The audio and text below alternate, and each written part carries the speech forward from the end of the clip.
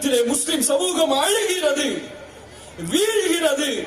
முஸ்லிம் குழந்தைகள், பச்சிளம் குழந்தைகள் முதற்கொண்டு உயிரோடு மண்ணோடு மண்ணாக புதைக்கப்படுகிறார்கள். உலகம் முழுக்க முஸ்லிம் நாடுகளில் குறிப்பாக முஸ்லிம்கள் தங்களுடைய கண்ணியத்தை, மதிப்பை இழந்து வாழக்கூடிய சூழ்நிலை இருக்கிறது. அல்லாஹ்வுடைய இல்லங்கள் தரைமட்டமாக்கப்படுகிறது. ஒரு பாபர் மஸ்ஜித் துடிக்கிறோம்.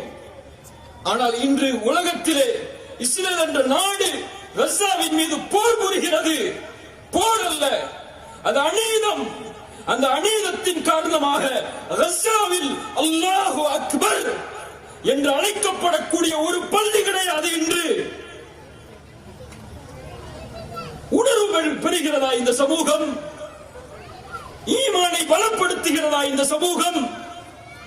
அல்லாஹ்வின் மார்க்கத்தை உறுதிப்படுத்துகிறதா இந்த சமூகம்?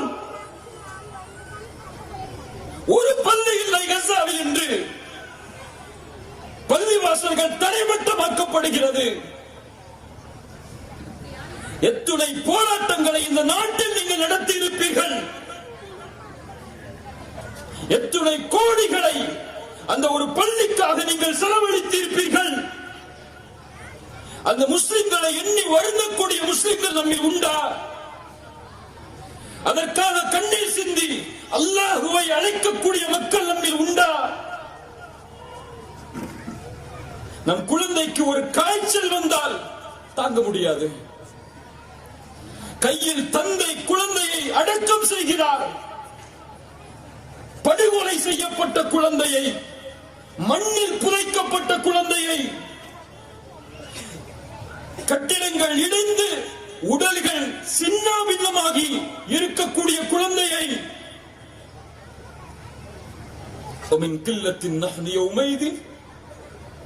உரசி பாருங்கள் இந்த ஹதீஸை.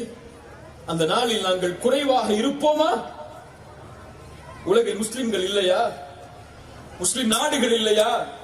முஸ்லிம் ஆட்சியாளர்கள் இல்லையா? முஸ்லிம் செல்வந்த நாடுகள் இல்லையா?